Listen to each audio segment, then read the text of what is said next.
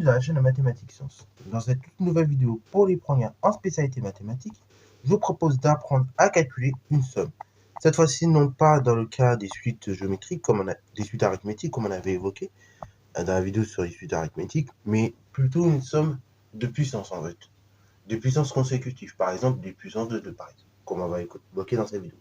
Donc, de puissance 0, de puissance 5, de puissance 2, etc. La somme de toutes les puissances consécutives. Donc, du coup, vous allez vous dire, oula, comment on peut faire un tel calcul? En réalité, il existe une formule que je vais vous montrer juste là. Donc, on va pas démontrer parce que c'est un peu long à démontrer de toute manière. Et je n'ai pas forcément le temps de vous le faire la démonstration. En tout cas pour le moment. Après, si j'ai le temps à venir, je la ferai. Mais là, pour l'instant, je n'ai pas spécialement le temps de la faire. Donc, la formule est la suivante. Pour calculer la somme de toutes les puissances consécutives, en fait, on va faire quoi? S égale 1 moins, donc Q, qui correspondra à la raison, au nombre qui permet de passer d'un terme à un suivant. Donc Q puissance n plus 1. Donc qui correspond ici au nombre de termes présents, ok, au nombre de nombres présents. Et le tout divisé par 1 moins Q. Alors ça donne une formule un peu indigeste au départ, je sais. Et c'est pour ça que là, pour le coup, la somme des termes consécutifs d'une suite géométrique, comme pour les suites arithmétiques, on va faire ça vraiment en 2 vidéos. Là, c'est la vidéo un peu relax.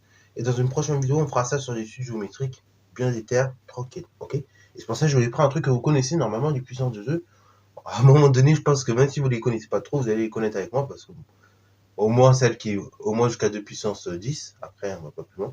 Mais je pense que vous allez les connaître parce que bon, à force que je vous en parle, vous allez vous rappeler. Ok? Alors, du coup, là, ici, on demande de calculer S égale 1 plus 2 plus 3, enfin, plus 1 plus 2 plus 4 plus 8, etc. jusqu'à 64. Déjà, comme vous le remarquez, je viens de le dire, on est sur des puissances de 2. Pour ceux qui sont chauds, pareil, vous pouvez mettre la vidéo en pause, et ensuite on corrige. Sur ce donc, c'est parti mon kiki. Alors, je vais écrire cette somme un peu autrement, ok? Parce que je vous ai remarqué qu'on est sur des puissances de 2. Donc, on va l'écrire sous forme de puissance de 2, cette somme. 1, comment je peux l'écrire sur une puissance de 2? Vous vous rappelez ce que j'avais dit dans une de mes vidéos sur les suites?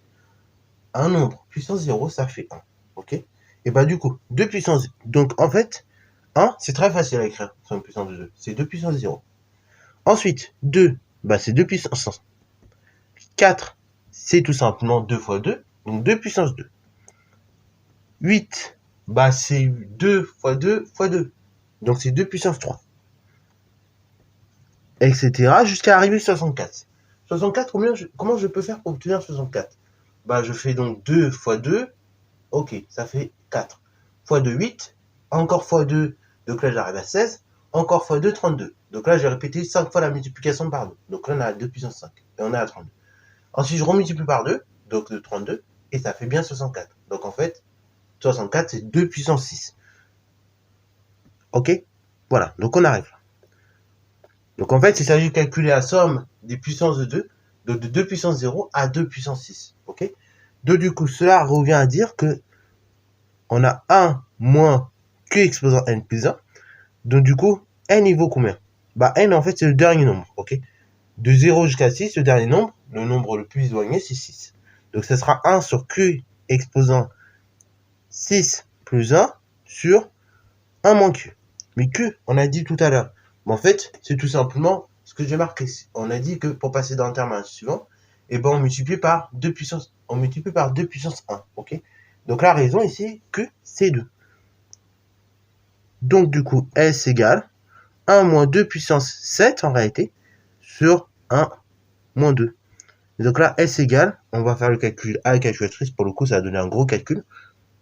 Donc normalement si vous effectuez le calcul, ça fait 1 moins 128 sur 1. Qu'on peut simplifier donc en tout simplement moins 127 sur 1. Donc ça fait moins 127. Voilà, fin de l'histoire, réglé. Enfin, pardon, ça fait pas moins 127. Rectifions les choses. 1 moins 128, moins 127 sur moins 1, donc plus 127, ok? Parce que moins par moins, on rappelle, ça fait plus. Donc voilà.